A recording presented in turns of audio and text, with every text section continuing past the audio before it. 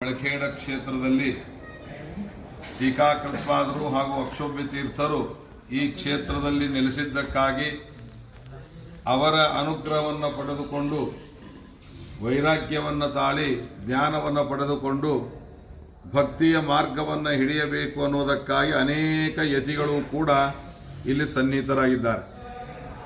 ಅದರೊಳಗೆ ರಘುನಾಥ ತೀರ್ಥ ಶ್ರೀಪಾದಂಗಳವರು, ಜೊತೆಗೆ ವ್ಯಾಸತೀರ್ಥ ಶ್ರೀಪಾದಂಗಳವರು ಟೀಕಾಕೃತ್ಪಾದರ ಅಚ್ಚುಮೆಚ್ಚಿನ ಶಿಷ್ಯರು. ಅರ್ಥಾತ್ ಟೀಕಾಕೃತ್ಪಾದರ ಕಡೆಯಿಂದೇ ಆಶ್ರಮವನ್ನು ತೆಗೆದುಕೊಂಡು ಸಾಧನೆಯನ್ನು ಮಾಡಿಕೊಂಡಿರತಕ್ಕಂಥ ಮಹಾನುಭಾವರು, ಅನೇಕ ಗ್ರಂಥಗಳಿಗೆ ಟಿಪ್ಪಣಿಯನ್ನು ಬರೆದಿರತಕ್ಕಂಥವರು. ಅವರ ಪಕ್ಕದಲ್ಲೇನೆ ಸತ್ಯಾನಂದ ತೀರ್ಥ ಶ್ರೀಪಾದಂಗಳವರು, ಕಾಡ್ಲೂರು ಮನೆತನ. ಈಗ ನಾನು ಇದರಲ್ಲಿ ಓದುವಾಗ ನೋಡಿದೆ, ಕಾಡ್ಲೂರು ಅಲ್ಲದು ಕಾಲೂರು ಅಂತ. ನಮ್ದು ಹೇಗೆ ಮಣಿಗ್ರಾಮ ಹೋಗೋದು ಮಣ್ಣೂರಾಗಿದೆ. ಮಣಿಗಳು ಅಂದ್ರೆ ಪಂಡಿತರು ಇರುವ ಗ್ರಾಮ, ಆದ್ದರಿಂದ ಅದು ಮಣಿಪುರ ಅಂತ ಕರಿತಿದ್ರು. ಈಗ ಅದು ಮಣಿಪುರ ಹೋಯ್ತು, ಹೋಗಿ ಅದು ಮಣ್ಣೂರು ಅಂತ ಇದೆ. ಹಾಗೆ ಎಲ್ಲ ಊರುಗಳಿಗೂ ಸ್ವಲ್ಪ ಹೆಸರುಗಳು ಚೇಂಜ್ ಮಾಡೋ ಪದ್ಧತಿ ಇದೆ ಕಾಣಿಸ್ತದೇನೋ. ಹಾಗೆ ಇದು ಹೆಚ್ಚು ಅವರು ಬರೆದಿದ್ದು ನೋಡಿದ್ರೆ ಕಾಲೂರು. ಇದು ಕಾಲೂರು ಅನ್ನೋ ಶಬ್ದಕ್ಕೆ ಅರ್ಥ ರಾಮದೇವರು ಸಂಚಾರವನ್ನ ಮಾಡ್ತಾ ಅಯೋಧ್ಯಾದಿಂದ ಬೇರೆ ಕಡೆಗೆ ಎಲ್ಲ ಸಂಚಾರ ಮಾಡ್ತಾ ಈ ಪ್ರಾಂತಕ್ಕೆ ಬಂದಾಗ, ರಾಯಚೂರು ಹತ್ತಿರ ಇರುವ ಶಕ್ತಿನಗರಿನ 12 ಕಿಲೋಮೀಟರು ಅಲ್ಲಿ ಕಾಲೂರು, ಅದು ಅಲ್ಲೊಂದು ನದಿ. ಆ ನದಿಯಲ್ಲಿ ಒಂದು ದೊಡ್ಡ ಬಂಡೆ. ಆ ಬಂಡೆಯ ಮೇಲೆ ರಾಮದೇವರು ಬಂದು ಅಲ್ಲಿ ಪಾದ ಇಟ್ಟರು. ಕಾಲು ಅನ್ನೋ ಶಬ್ದಕ್ಕೆ ಪಾದ ಅಂತ ಅರ್ಥ ಮಾಡಬೇಕು. ಆ ಕಾಲು ಊರು, ಅಂದ್ರೆ ಕಾಲನ್ನು ಊರಿದ್ರು, ಕಾಲು ಇಟ್ಟಿದ್ರು. ಅದಕ್ಕೆ ಆ ಬಂಡಿ ಮೇಲೆ ಕಾಲು ಇಟ್ಟಿದ್ದಕ್ಕಾಗಿ ಕಾಲೂರು ಆಗಿತ್ತು. ಅದು ಮುಂದೆ ಚೇಂಜ್ ಹಾಕೋತ ಕಾಡ್ಲೂರು ಆಗಿದೆ. ಅಂತೂ ಆ ಕ್ಷೇತ್ರ ರಾಮದೇವರು ಬಂದು ಹೋದ ಕ್ಷೇತ್ರ. ಅಂತಹ ಆ ಕ್ಷೇತ್ರದಲ್ಲಿ ಈ ಮಹಾನುಭಾವರು ಅವತಾರವನ್ನು ಮಾಡಿದವರು. ಮುಂದೆ ವೇದ ನಿಧಿಗಳ ಕಾಲದಲ್ಲಿ ಇವರು ಆಶ್ರಮವನ್ನು ತೆಗೆದುಕೊಂಡವರು. ಅರ್ಥಾತ್ ವೇದ ನಿಧಿಗಳು ಅಂತಂದರೆ ಮಂತ್ರಾಲಯದ ಪ್ರಭುಗಳ ಹೆಚ್ಚು ಕಡಿಮೆ ಆ ಸಮಕಾಲೀನರು ಅಂತ ಇತಿಹಾಸವನ್ನು ನಾವು ಕೇಳ್ತೇವೆ. ಅಂತಹ ರಾಯರ ಜೊತೆಗೆ ಒಳ್ಳೆ ಒಡನಾಟ ಇತ್ತು. ಆಗ ನಾ ಮೇಲಿಂದ ಮೇಲೆ ಹೇಳ್ತಿರ್ತೇನೆ. ಈಗ ನಮ್ಮ ಶಾಠ್ಯ ತನಕ ನಮ್ಮ ಏನೋ ಒಂದು ವಿದ್ಯಾ ಮದಕ್ಕನೋ, ಸ್ಥಾನ ಮದಕ್ಕನೋ, ಅಧಿಕಾರ ಮದಕ್ಕನೋ, ಯಾವುದೋ ಒಂದು ಇದ್ರೊಳಗೆ ನಾವು ಏನು ಮಾಡ್ತೀವಿ ರೀ, ಹಳಿ ಬಾಂಧವ್ಯವನ್ನೆಲ್ಲ ಕಳ್ಕೊಳ್ತಾ ಇದ್ದೀವಿ. ನಾವ್ಯಾಕೆ ಹೋಗ್ಬೇಕು, ಅವ್ರ್ಯಾಕೆ ಹೋಗ್ಬೇಕು ಅನ್ನೋದ್ರೊಳಗೆ. ಆಗ ಹಿಂದೆ ಯಾವ ಮಠಗಳಲ್ಲಿಗೂ ಭೇದನೇ ಇದ್ದಿದ್ದಿಲ್ಲ. ಭೇದ ಅನ್ನೋ ಶಬ್ದಕ್ಕೆ ಎಲ್ಲರೂ ಕೂಡಿಕೊಂಡಿರ್ತಿದ್ರು. ಏನೇ ಒಂದು ಕಾರ್ಯಕ್ರಮ ಮಾಡಿದ್ರೆ ಎಲ್ಲರೂ ಬರೋದು, ಹೋಗೋದು, ಕೂಡೋದು. ಇದರಿಂದಾಗಿ ಬಾಂಧವ್ಯ ಚೆನ್ನಾಗಿತ್ತು. ಹೀಗಾಗಿ ರಾಘವೇಂದ್ರ ಸ್ವಾಮಿಗಳವರ ಕಾಲಕ್ಕೆ ವೇದ ನಿಧಿಗಳಿದ್ದರು. ಆ ಪಂಢರಪುರದಲ್ಲಿ ಅವರ ವೃಂದಾವನ ಇದೆ. ಸತ್ಯಧ್ಯಾನರು ಪಂಢರಪುರದಲ್ಲಿ, ಅಲ್ಲೇನೆ ವೇದ ನಿಧಿಗಳ ಪಕ್ಕದಲ್ಲೇನೆ ಸತ್ಯಧ್ಯಾನರ ವೃಂದಾವನ ಇರಲಿ.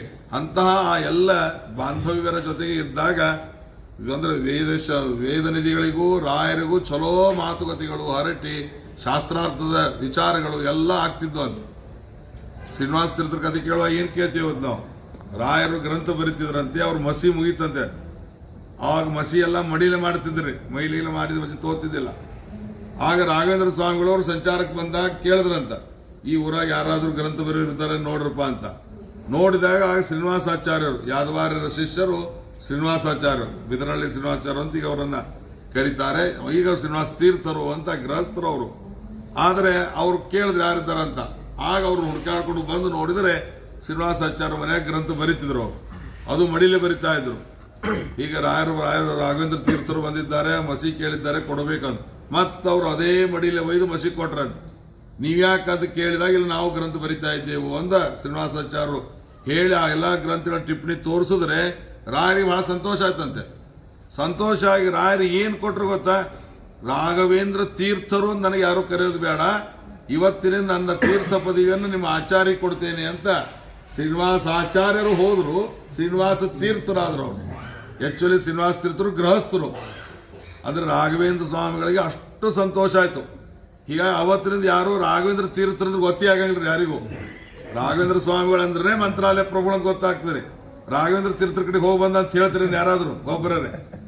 ಮಂತ್ರಾಲಯಕ್ಕೆ ಹೋಗಿ ಬಂದೇವು, ರಾಘವೇಂದ್ರ ಸ್ವಾಮಿ ಕಡೆಗೆ ಹೋಗಿ ಬಂದೇವೆ ಅಂತೇವೆ ಹೊರತು ರಾಘವೇಂದ್ರ ತೀರ್ಥಗಳು. ಯಾಕೆ ತಮ್ಮ ಹೆಸರಿನಲ್ಲಿ ಇರುವ ಒಂದು ತೀರ್ಥ ಎನ್ನುವ ಪದ, ಶಬ್ದ, ನಾಮ ಅದು ನಮ್ಮ ಶ್ರೀನಿವಾಸ ಆಚಾರ್ಯರಿಗೆ ಕೊಟ್ಟರು. ಅಂದ್ರೆ ಅಷ್ಟು ಅಭಿಮಾನ, ಪ್ರೀತಿ, ಬಾಂಧವ್ಯ, ವಿದ್ಯಾ ಪಕ್ಷಪಾತ ಇದು ಇತ್ತು. ಅಂತಹವರ ಕಾಲದಲ್ಲಿ ಇರ್ತಕ್ಕಂಥವರು ಸತ್ಯಾನಂದ ತೀರ್ಥ ಶ್ರೀಪಾದಂಗಳವರು. ಅವರ ಮನೆತನ ಈಗಲೂ ನಡೆದು ಬಂದಿದೆ. ಇಲ್ಲಿ ನಮ್ಮ ಸತ್ಯನಾರಾಯಣಾಚಾರ್ಯರಿದ್ದಾರೆ, ಅವ್ರ ಮಕ್ಕಳಿದ್ದಾರೆ. ಆಮೇಲೆ ನಿಮ್ಮ ಅಪ್ಪನ ಹೆಸರು ರಮಾಕಾಂತಾಚಾರ್ಯರು. ಅಂದ್ರೆ ಈ ಐದಾರು ನೀವು ಮೂರು ಮಂದಿ ಕರುಣ್ ಇದು ನಮ್ಮ ಮಂಜುನಾಥನ ಅಕ್ಕಗೊಂದು ಕೊಟ್ಟಿದ್ದಲ್ಲ, ಅವ್ರು ನಿಮ್ಮ ರಮಾಕಾಂತ್ ತಾಮ್ ಕಾಣುತ್ತೆ. ಅಂತೂ ದೊಡ್ಡ ಮನೆತನ ಅದು. ಆ ಮನೆತನದ ಜನ ಈಗಲೂ ಇದ್ದಾರೆ. ಅವರು ಪ್ರತಿ ವರ್ಷ ಇಲ್ಲಿ ಬಂದು ಆರಾಧನೆಯನ್ನು ಮಾಡಿ ಗುರುಗಳ ನಮ್ಮ ವಿಜಯ ವಿಠಲಾಚಾರ್ಯರು, ಅವರಿಗೆ ಸತ್ಯಾನಂದರ ವಂಶಸ್ಥರೇ ಅವರು. ಅಂತೂ ಅನೇಕ ಜನ ಇದ್ದಾರೆ. ಇಷ್ಟೇ ಇನ್ನು ಅವ್ರ ಗ್ರಂಥಗಳನ್ನು ಓದಿ, ಅವರು ಸುಧಾದಿ ಗ್ರಂಥಗಳನ್ನು ಓದಿ ಹ್ಯಾಂಗೆ ಮಾಡ್ಯಾರ ಹಂಗೆ ಅವರು ಅವ್ರ ಮಕ್ಕಳನ್ನು ಓದ್ಬೇಕಿನಟ್ಟೆ. ನೀವು ಓದಿದಾಗ ಆ ಮನೆತನಕ್ಕೆ ಇನ್ನೂ ಹೆಚ್ಚು ಬೆರಗು ಬರ್ತದೆ ಅಂತ ನನಗೆ ಅನಿಸ್ತದೆ. ಅಂತಹ ಮಹಾನುಭಾವರು ಅವರಿಗೆ ಟೀಕಾಕೃತ್ಪಾದರ ಸನ್ನಿಧಾನದಲ್ಲಿ ನಾ ಯಾಕೆ ಇಲ್ಲಿ ಪಾಠ ಪ್ರವಚನಕ್ಕೆ ನಾನು ಬಂದಿರ್ತೇನೆ, ಟೀಕಾರಾಯರ ಗ್ರಂಥಗಳನ್ನು ಅಧ್ಯಯನ ಮಾಡಿ ಟೀಕಾರಾಯರಿಗೆ ಒಪ್ಪಿಸ್ತಿರ್ತೇನೆ ಅಂತ ಕೇಳಿಕೊಂಡದಕ್ಕಾಗಿ ಟೀಕಾರಾಯರು ಅವ್ರಿಗೆ ಇಲ್ಲೇ ವೃಂದಾವನವನ್ನು ಪ್ರವೇಶ ಮಾಡೋದಕ್ಕೆ ಅವಕಾಶ ಕೊಟ್ಟಿದ್ದಾರೆ. ವ್ಯಾಸತೀರ್ಥರಿಗೆ ಅವಕಾಶ ಕೊಟ್ಟಿದ್ದಾರೆ. ಲೋಕಾಂತರಿಗೆ ಸಿಕ್ಕಿದೆ. ಇನ್ನು ಕೆಲವರು ಸ್ವಪ್ನದೊಳಗೆ ಬಂದು ನಾನು ಇಂತಲಿದ್ದೇನೆ ಅಂತ ಸೂಚನೆಯನ್ನು ಕೊಟ್ಟಿದ್ದಾರೆ. ಅದರ ತಾತ್ಪರ್ಯ ಟೀಕಾಕೃತ್ಪಾದರ ಸನ್ನಿಧಾನದಲ್ಲಿ ಪಾಠ ಪ್ರವಚನವನ್ನು ಮಾಡಿಕೊಂಡು ಇರುವುದಕ್ಕಾಗಿ ಅನೇಕ ಯತಿಗಳ ಸನ್ನಿಧಾನ ಕೂಡ ಇಲ್ಲಿದೆ. ಅಂತಹ ಅನೇಕ ಯತಿಗಳ ಒಂದು ಗುಂಪಿನೊಳಗೆ ಇವತ್ತಿನ ಕಥಾನಾಯಕರಾಗಿರ್ತಕ್ಕಂಥ ಸತ್ಯಾನಂದರು ಸೇರಿದ್ದಾರೆ. ಅದಕ್ಕೆ ಪರಮ ಶ್ಲೋಕದಲ್ಲಿ ಹೇಳುವಾಗ ಶ್ರೀ ವೇದನಿಧಿ ಸಂಜಾತ, ವೇದನಿಧಿ ತೀರ್ಥರು ಅಂತ ಏನು ಉತ್ತರಾದಿ ಮಠದ ಪರಂಪರೆಯಲ್ಲಿ ಬರೋರು, ಅವರಿಂದ ಆಶ್ರಮವನ್ನು ತೆಗೆದುಕೊಂಡವರು ಶ್ರೀ ವೇದನಿಧಿ ಸಂಜಾತ ಚಂದ್ರಿಕಾರ್ಥ ಸುಬೋಧಕ. ಚಂದ್ರಿಕಾ ಗ್ರಂಥಕ್ಕೆ ಒಂದು ಸುಬೋಧ ಅಂತ ಒಂದು ಟಿಪ್ಪಣಿಯನ್ನ ಬರೆದಿರ್ತಕ್ಕಂತಹ ಮಹಾನುಭಾವರು. ಚಂದ್ರಿಕಾರ್ಥ ಸುಬೋಧಕ. ಸತ್ಯಾನಂದೋ ದಿಶತುಮೆ ಸತ್ಯಜಾನಂದ ಸಂತತಿ.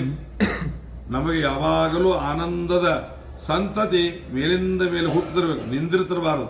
ಅಂತದ್ದನ್ನು ನಮಗೆ ಕೊಡಲಿ ಅವರು ಸ್ವಯಂ ಸತ್ಯಾನಂದರು. ಸತ್ಯನಾಮಕನಾದ ಭಗವಂತನಲ್ಲಿ ರತರಾದದ್ದಕ್ಕಾಗಿ ಅವರು ಸತ್ಯಾನಂದರಾಗಿದ್ದಾರೆ.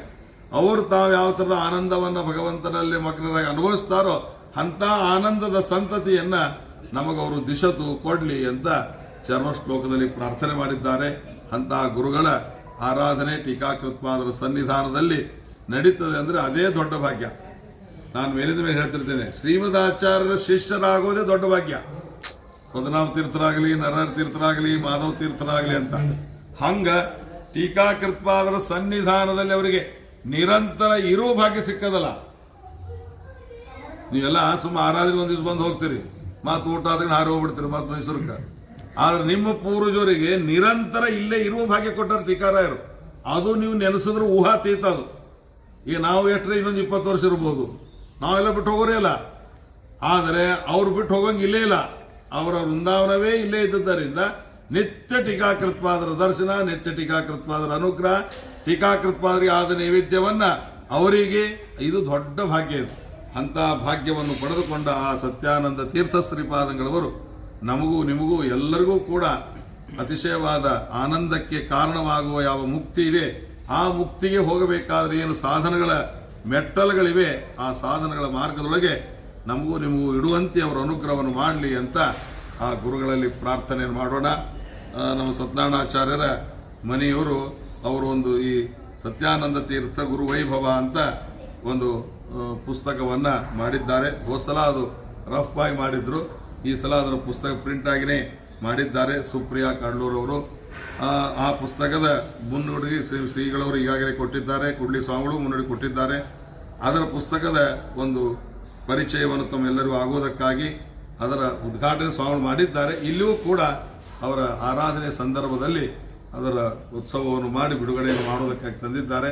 ಅದರ ಬಿಡುಗಡೆಯನ್ನು ಮಾಡಿ ತಮ್ಮೆಲ್ಲರಿಗೂ ಕೊಡ್ತಾರೆ. ಅವರ ಜೀವನ ಚರಿತ್ರೆ ಸಂಕ್ಷಿಪ್ತ ಇದೆ, ಆದರೆ ಅವರ ಭಾಗ್ಯ ಮಾತ್ರ ಬಹಳ ದೊಡ್ಡದಿದೆ. ಎಲ್ಲರೂ ಜೀವನ ಚರಿತ್ರೆ ದೊಡ್ಡ ಪುಸ್ತಕದಷ್ಟೇ ಆಗಬೇಕಂತಿರಂಗಿಲ್ಲ. ಜೀವನ ಚರಿತ್ರೆ ಪುಸ್ತಕದಷ್ಟಾಗಿ ಭಾಗ್ಯ ಕಮ್ಮಿ ಇದ್ರೆ ಏನು ಮಾಡೋದು?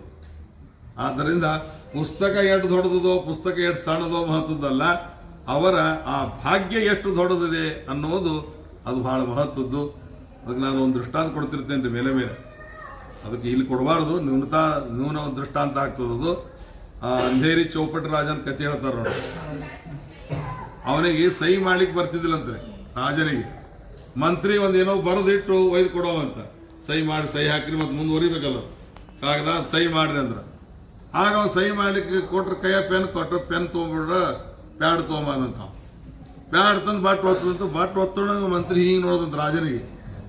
ರಾಜ ಅಂದಂತ ಚೌಪಟ್ ರಾಜ ಉತ್ಸಾಹ, ನನ್ ಬಟ್ಟೆನ್ ನೋಡ್ತಿ, ಹಣೆ ಬರೋ ಬಟ್ಟೆನ್ ನೋಡ್ತಿ, ಹಣೆ ಬರೋ ನೋಡೋದು ಏನದ ಅಂದ್ರೆ ಹಣೆ ಬರೋ ದೊಡ್ಡದಿದ್ದಾಗ ಬಟ್ ಒತ್ತದ್ರೇನು ಸಹಿ ಮಾಡಿದ್ರೇನು, ನೀ ನನ್ನ ಕೈಯಾಗ ಕೆಲಸನೇ ಮಾಡವ, ನಾ ಬಟ್ ಒತ್ತಿದ್ರೆ ಕೈ ಸೈನ್ಯ ಮಾಡೋಕು, ನಾ ಸಹಿ ಮಾಡಿದ್ರೆ ಸೈನ್ಯ ಅಂದ್ರೆ ನೀ ನನ್ನ ಸೇವಕನೇ. ನಾ ಏನೇ ಇದ್ದರು ಅದು ತೈನೇ ಇದ್ರು ಶಬ್ದಕ್ಕೆ ಸಹಿ ಮಾಡ್ಲಿಕ್ಕೆ ಬರದೇ ಇದ್ದರೂ ಭಾಗ್ಯ ದೊಡ್ಡದು ನಾವು. ಹಂಗ ನಾವೆಲ್ಲರೂ ಕೂಡ ಶ್ರೀಮದಾಚಾರ್ಯ ಗ್ರಂಥ ಓದ್ತೇವಿಯೋ, ಶ್ರೀಮದಾಚಾರ್ಯರ ಗ್ರಂಥ ತಿಳ್ಕೋತೀವೋ ಇಲ್ಲೋ ಗೊತ್ತಿಲ್ಲ, ಟೀಕಾಕೃತ್ಪಾದರ ಗ್ರಂಥ ಓದ್ತೀವೋ ಬಿಡ್ತೀವೋ ಗೊತ್ತಿಲ್ಲ. ಆದ್ರೆ ನಾವು ಅವರ ವಂಶದೊಳಗೆ ಬಂದಿದ್ದೇವೆ, ಮಾಧ್ವರಾಗಿ ಮಧ್ವ ಪರಂಪರೆಯಲ್ಲಿ ಬಂದಿದ್ದೇವೆ, ಟೀಕಾಕೃತ್ಪಾದರ ಬಂದ ಹಾದಿಯಲ್ಲಿ ಬಂದಿದ್ದೇವೆ ಅಂದ್ರೆ ಇದೇ ನಮ್ಮ ದೊಡ್ಡ ಭಾಗ್ಯ. ಇದಕ್ಕಿಂತ ಹೆಚ್ಚಿನ ಭಾಗ್ಯ ಏನು ಬೇಕಿಲ್ಲ. ಇದರ ಅರ್ಥ ಇಷ್ಟಕ್ಕೆ ನಿಂದಿರೋದು ಬೇಡ, ನಾವು ಇದ್ರ ಮುಂದೆ ಹೋಗೋಣ. ಆದ್ರೆ ಈ ಭಾಗ್ಯವನ್ನು ನೆನೆಸ್ತಾ ನಾವು ಮುಂದೆ ಹೋಗೋಣ ಅಂತ. ಹಂಗ ಆ ಸತ್ಯಾನಂದರ ದೊಡ್ಡ ಭಾಗ್ಯ ಅಂತ ಭಾಗ್ಯವನ್ನು ಪಡೆದುಕೊಂಡು ಗುರುಗಳು ಅನುಗ್ರಹಿಸಲಿ. ಆ ಪುಸ್ತಕ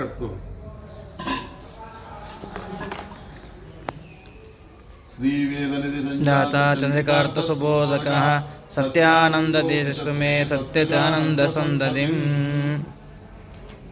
ಈ ಪುಸ್ತಕವನ್ನ ಅವರ ಭಾವಚಿತ್ರವನ್ನು ಹಾಕಿ ಮಾಡಿದ್ದಾರೆ.